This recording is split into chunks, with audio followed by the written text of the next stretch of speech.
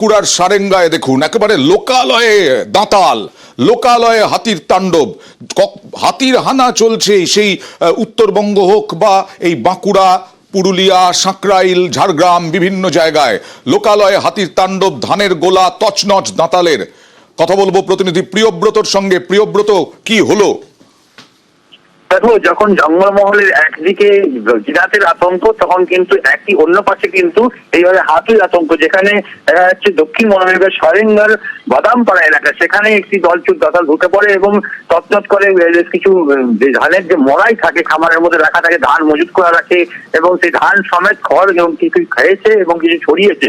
আমি বসুন্ধরা বলছেন যে আতঙ্ক লেগেছে এবং তারা রাত্রিবেলায় যেসব এলাকায় মনে করো হাতি কখনোই ঢোকেনি, সেই সব এলাকায় হাতি যখন ঢোকে তখন গ্রামের মানুষ সত্যিকারে আতঙ্কিত হয়ে পড়েন। এবং এই যে এলাকায় বাদামপাড়া এলাকার সারেঙ্গা, সেখানে কিন্তু সচরাচর হাতির আক্রমণ দেখা যায় না। সেই কারণে এই দলচুট ডাকাত যখন ঢুকে পড়ে রাতের অন্ধকারে, তখন কিন্তু স্থানীয় এখন কি অবস্থা? জঙ্গলে কি ফিরিয়ে দেওয়া সম্ভব হয়েছে?